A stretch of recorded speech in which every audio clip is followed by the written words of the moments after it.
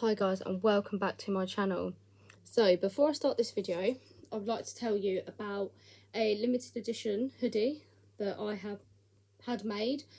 It's Exploring with Lucy hoodie.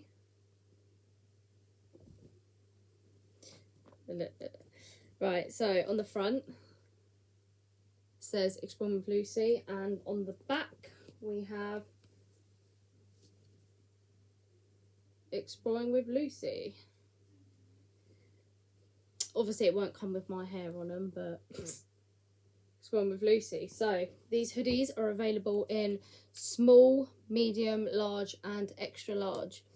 They are £30 included postage in the UK, and to America it would be £36 English money. I'm not sure how many dollars that is, but it's about $48. So if you would like one, please email exploringwithlucy@icloud.com. I will leave the email address in the description. And yeah, enjoy the video. You can also win this hoodie, guys. I've got a raffle, numbers 1 to 30, £1 per ticket.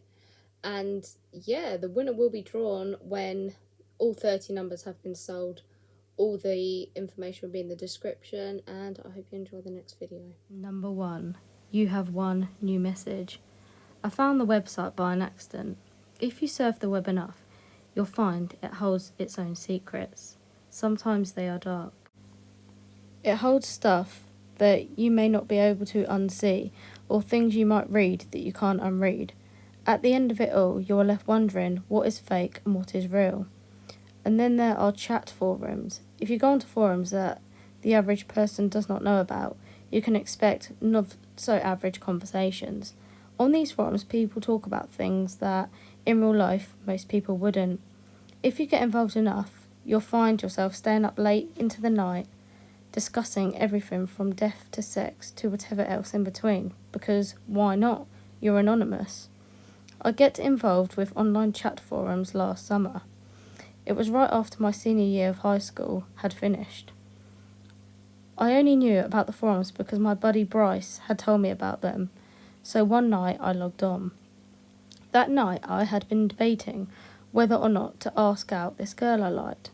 I'd been drinking a few drinks, thinking about things, and I decided to ask for advice. And that's how I became friends with Olivia95. At first we didn't chat much, then we started to chat every day. She never sent me a photo of herself, but she described herself as short with black hair. I'm shy. I asked her what her favourite things to do were. I like the beach. I like watching the stars at night. What about you? She told me I was kind of cute and that maybe we could hang out someday. She said she lives in Nevada. I told her that was a long drive. She said, what if it made it worth your time? I found myself thinking about Olivia95 while I was at work. I worked in this fast food joint around the corner from my mum's house. Then I started to think about her at night. During the day, all the time. I couldn't get her off my mind. I logged on, waited, hoping that her username would ping. Then, a flashing red dot would appear right next to Olivia95. Olivia95, hey there. I started to plan my day around when she was online. I didn't make plans after 10. I made sure my chat was on and always up. She knew me like nobody else. I told her the names of my parents, my friends, where I went to school. I gave her my life story, even though I thought it would make me sound kind of boring. If things got too boring, I changed the subject. A few months later, I told her I loved her. Sometime after this, just before Valentine's Day, she went offline. I got on every day, every night, every morning, but she wasn't there. I couldn't sleep. I could barely eat. This went on for a few weeks, and just as I was about to give up, I heard a ping. It was 12:30 a.m. 3 bubbles appeared under her name. She was typing. Then the bubbles stopped. A few minutes later, they reappeared. Olivia95 said, "Sorry, Chris." I asked what happened. Nothing. I just had some stuff come up. I've been watching reruns of South Park. I turned the TV off. I turned on the light next to my bed. Olivia95, you know I tell you things I don't tell people in real life. I told you things I don't tell people in real life too. Have you seen this site? I clicked the link. The screen was black. The only thing on the website was a search bar. From the bottom to the top of the screen popped up a message. Olivia95, you're supposed to type your name in there. I typed Christopher Vanguard. Then I clicked search. At first, nothing happened. Then a photo popped up. It was the cashier I talked to earlier that day at the grocery store. I hit refresh. There was the gas station attendant from the corner store I always got my gas at. I refreshed again. My high school maths teacher. Refreshed. The lady I talked to at the bus stop yesterday. Then my co-worker Bernie. My first girlfriend. The best friend Anthony. I looked at the URL. This person does not exist.com. I held my finger on refresh. I clicked. This person does not exist.com. No matter how many times I refreshed, the URL did not change, though the photo on the screen did. My manager, my cousin, my dog, Bandit. I clicked our chat. I began to type. As I did, Olivia95 went offline. I hovered my cursor over the site. I clicked it. I stared at it. I then hit refresh one more time. The photo that appeared was of me. Number 2. True story. Where I lived in Salford, we sat in my bedroom when something caught my eye and watched a little old lady wearing a long dress and a round hat walking through the wall into the wardrobe. We got the hell out of there. What do you guys think this is? Number 3. Don't look in the cabinet. Years ago, I was homeless and I was only 17, desperately trying to survive while finishing my education. I'd found a small rural home and had been abandoned for a few decades and thought as it would be perfect to seek shelter. Until high school had finished. I set up shop and was happy with my location until about a month later when I woke up suddenly in the middle of the night. I heard a wheezing noise and thought it was some kind of sick animal in the house, so I laid back in bed. The wheezing noise didn't stop and slowly realised it was the sound of a human wheezing. I had no weapon on me and began to freak out. Just as I tried to jump out the window and make a run for it, a little boy limbs into the room and says, "Can you help me?" Half of me wants to help this boy with whatever he needs, but the situation just doesn't feel right. Something feels off. We stare at each other for a few seconds and he says, "Can you help me, sir?" I step back down on the floor and say, "Who are you?" "Don't look in the cabinet," he says, and leaves. I didn't see him for another 2 weeks. The next time I saw him, he said, "Don't look in the cabinet," again. His appearance kept getting more and more frequent until I saw him every night. He always said, "Don't look in the cabinet." I knew he was referring to the kitchen cabinet, so I decided that I'd just leave it alone to avoid angering the ghost of this boy. I always thought maybe his ghost toys or something was under there, so I just left it alone. He always wheezed and said the same thing, but he had said a few sentences to me that seemed somewhat friendly for a spirit ghost thing. I guess I got used to him, so I wasn't scared of him anymore. A few years later, a house was now in the past along with a ghost boy.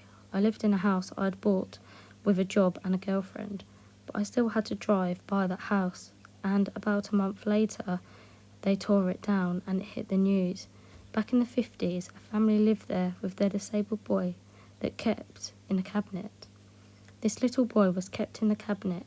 He died at the age of 10 of pneumonia in the cabinet, and the family freaked out over someone finding out about it, so they abandoned the house. In the hot, dry climate of California, his body mummified completely in the cabinet, and I assume his ghost came back to me. I guess he wanted to find his body. 4. Paranormal. Hi, my name's Shannon, and me and my husband have caught something that we saw in the loft. We've always been sensitive to paranormal, and from day one when I moved into the home, I knew something was off. I heard furniture moving around 4 a.m, and I checked, and nothing was out of place, and not long had my daughter. I was sorting her room out and had the shelf up for a while with a few bits on the shelf, and ornaments came flying at me and hit me on the back of the head.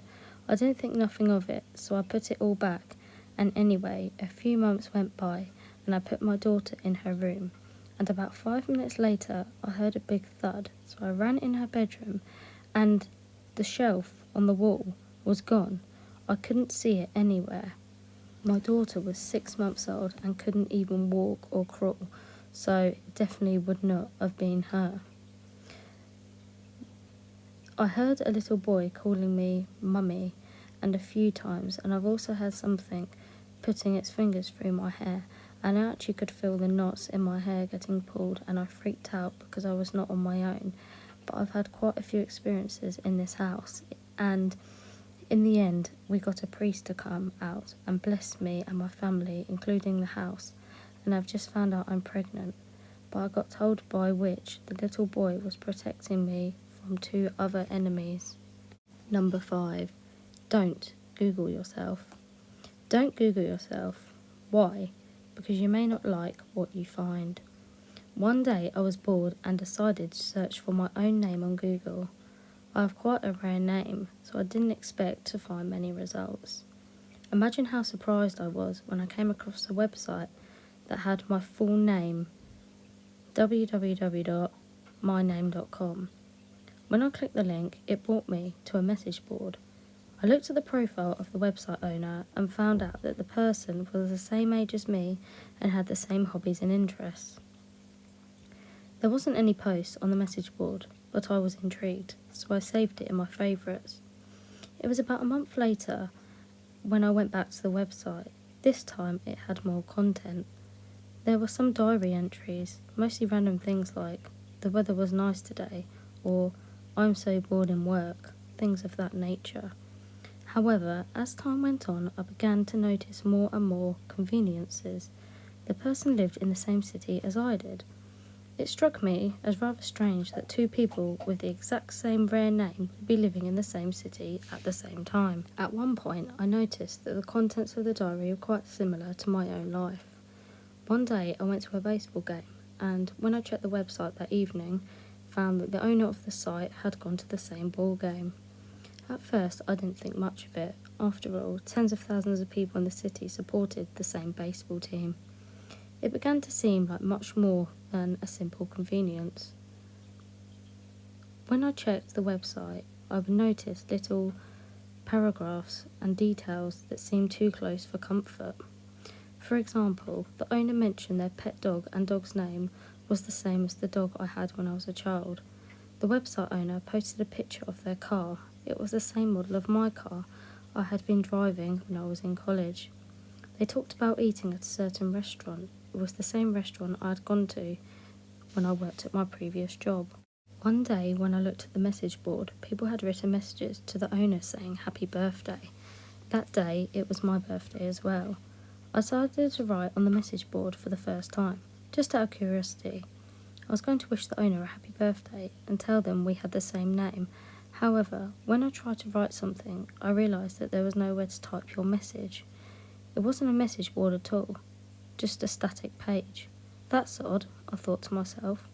In other words, whoever owned the website had gone to a lot of trouble to make it. It seemed as if it was an inactive site, as if there were other people posting on it, when in actual fact all the content must have been created by the owner. Why on earth would someone do that, I wondered. I decided to send an email to the owner. It read, "Hi there, believe it or not, we both share the same name. Nice to meet you." It was just a friendly email. The next day, when I tried to look at the website, I discovered that it was gone. It seemed like it had been deleted. Then I opened my mailbox. There was one reply. When I looked at it, a chill ran down my spine. It just read, "Found you."